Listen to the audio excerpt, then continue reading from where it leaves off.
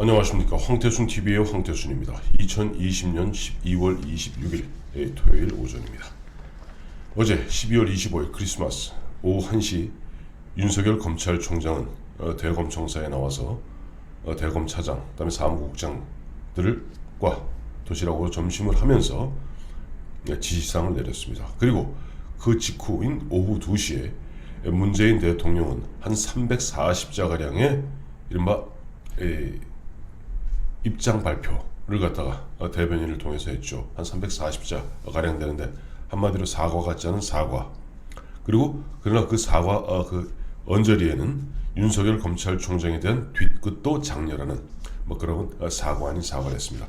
그런 가운데 민주당 친문, 대깨문, 국회의 이낙연 대표를 비롯한 민주당, 김두관 의원 등 친문들은 어떻게 보면 거의 실성한 듯 최후의 발악이라고나 할까요? 하고 있습니다. 또 추미애 법무장관 12월 16일 그날 윤석열 검찰총장의 2개월 정직을 제청하고 마침 그날 70분간 문재인 대통령과 독대하는 가운데 사실상 토사구팽되지 않았습니까? 지금 열흘째 추미애 법무장관 그토록 좋아하는 페이스북에 글 올리는 것도 뚝 끊고 지금 깊은 침묵에 빠져 있습니다. 그런 가운데 28일 다음 주 월요일이면 아마 공수처장 추천위원회에서 공수처장 추천이 있을 것 같습니다. 추미애 법무장관은 당연직 공수처장 추천위원입니다. 법무장관이기 때문에. 그래서 아마 그날 공수처장 추천이 끝나는 대로 아마 경질되고 추미애 장관의 사표가 수리되어서 아마 그날 퇴임식을 가질 것 같습니다. 이제 하나하나 짚어드리도록 하겠습니다.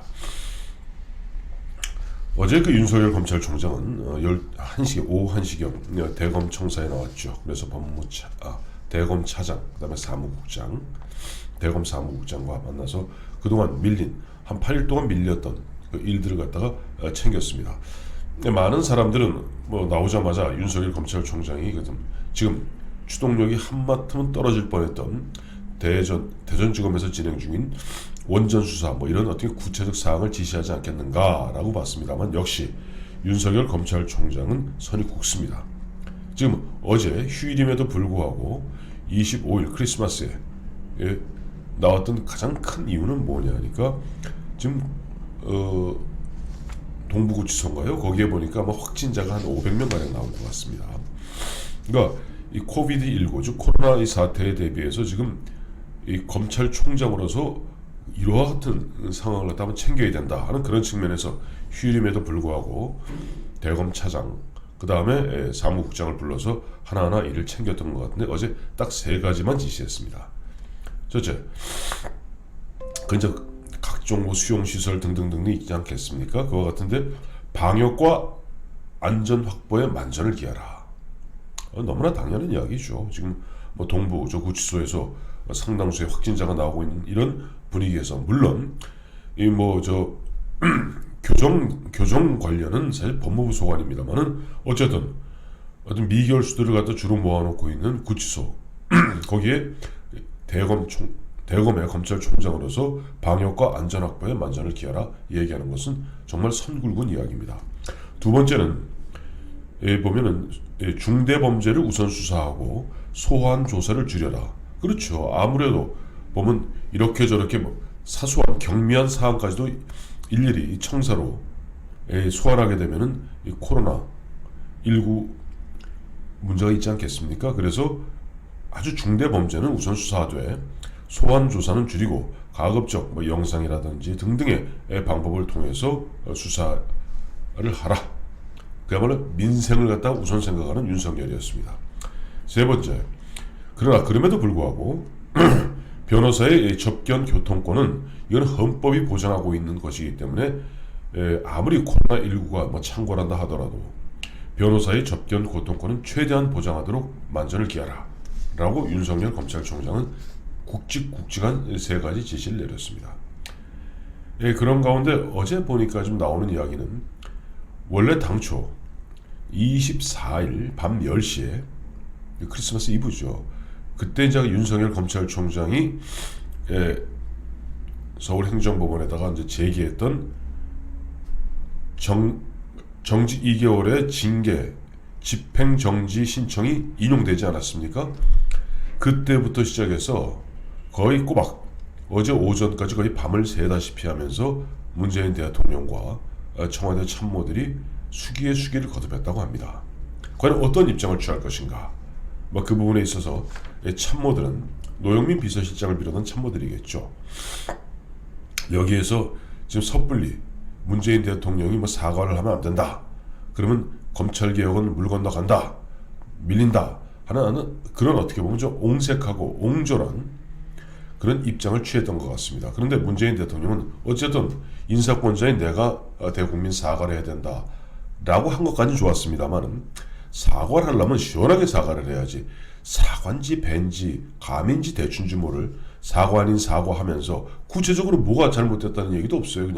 그냥 국민들께 어떤 혼란과 어떤 고통을 드려서 송구스럽습니다. 사과 이런 거 해놓고 또 보면은 그러면서도 윤석열 검찰총장에 대해서는 법원이 보면 이른바 판사 문건에 대해서는 부적절하다라고 한 부분을 갖다가 다시 비틀어갖고 범죄 정보 외에 그러저러한 것을 수집하지 말아야 한다라고 쐐기를 박으면서 먼저 앞으로 검경 수사권 조정 내년부터 조정되는 부분에 법무부와 협의하여 만전을 기해할 것이다 라고 또 이제 뒤끝 장려를 했는데요.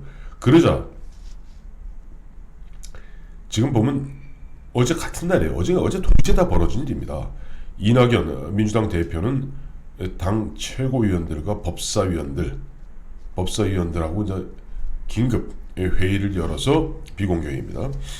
거기에서 크게 나온 얘기는 현재 권력기관 TF를 갖다가 검찰개혁 TF로 바꾸고 지금 이미 자신들이 무리하게 밀어붙인 검경 수사권 조정 이미 다 법안 통과되지 않았습니까? 그걸 또다시 손보겠다는 겁니다. 그나마 좀 남아있는 중대 범죄에 대한 검찰의 직접 수사권 그거마저 뺏겠다는 거죠. 그러니까 완전 그럼 검사는 그야말로 그냥 경찰이 다 수사 자기가 알아서 내사하고 수사 개시해서 알아서 수사 종결 처리하고 내지는 너 보면 기소하고 그럼 검찰은 그냥 경찰들이 갖고 온 것 같고 저 법원에서 판사 앞에서 이른바 경찰을 대리하는 그런 역할로 전락하게 되고 말입니다. 우리 그나마도 지금 특별수사 아주 중대범죄에 대해서 사소한 민생범죄는 경찰이 갖다 칩시다. 검찰이 중대범죄 거악에 대해서 직접 수사권마저 없다면은 그건 검찰은 있을 필요조차 없습니다. 최근에 보시지 않았습니까? 지금 이용구 법무차관 전직 법무부 법무실장을 거친 변호사라는 사람이 운전 중인 물론 정찬했다고 합니다만은 운전서에 멱살을 잡고 그 난동을 피우고 그것은 반드시 기소해야 될 사안임에도 불구하고 경찰은 유야무야 그냥 불기소 처분해 버리고 말았습니다. 이런 일이 앞으로 비일비재할 겁니다. 근데 그나마 지금 이낙연 씨와 민주당은 거의 실성한 것 같습니다. 검찰에 직접 수사권을 뺏겠다. 그래서 다시 검경 수사권 조정 법안을 갖다 다시 또 이제 내년 연초 시행도 아직 되지도 않은 그걸 다시 또 손보겠다고 지금 어제 난리를 치고 앉았습니다. 그런 가운데 김두관이라고 있습니다. 의원이죠. 리틀 노무현이라고 합니다. 노무현하고 가장 닮았다는 사람이죠. 김두관은 어제 무슨 얘기를 하냐 하니까 검찰 개혁이 완수되지 않으면은 대통령의 안전을 보장할 수 없다. 뒤집어 이야기하면 이들이 그동안 검찰 개혁이니 무슨 그렇게 늘어났던 그 모든 것들이 문재인 대통령의 퇴임 후 안전을 보장하기 위해서 검찰의 이빨을 뽑는 것이다 하는 것을 스스로 고백하고 만 것입니다. 그러면서 김두관은 윤석열 검찰총장을 탄핵하겠다. 그리고 거기에 내가 앞장서겠다고 정말 되지 않는 이야기를 하고 있습니다. 물론 대통령에 대한 탄핵은 제적 3분의 2의 의결이 필요합니다만은 대통령을 제외한 국무위원과 검찰총장은 제적 과반이면은 탄핵이 가능합니다.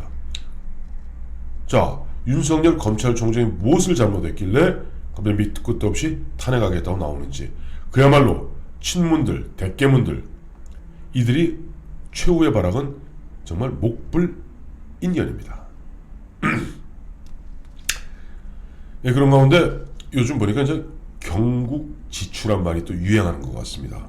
옛날에 경국지색이라고 있죠. 나라를 기울어뜨리는 정도의 그 미모를 갖춘 여자를 경국지색이라 하는데, 문재인 정권을 갖다가 사실상 이제 허물어뜨리는 사람이 추미애라는 거죠. 그래서 경국지추라고 하는데 이건 좀 부적절한 표현인 거고, 추미애가 나라를 망가뜨렸습니까? 추미애는 대한민국을 살린 1등 공신 중에 한 명입니다.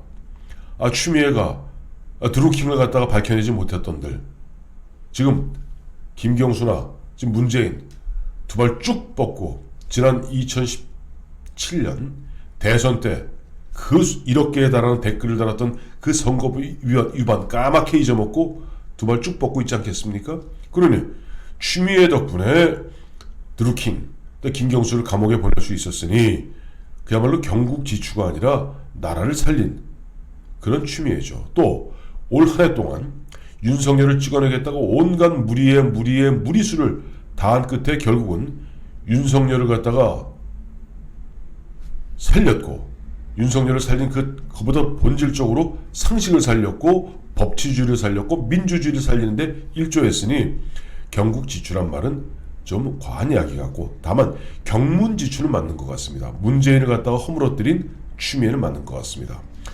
그러다 보니까 임종석 전 비서실장, 지금 586들의 어떻게 보면 코아죠.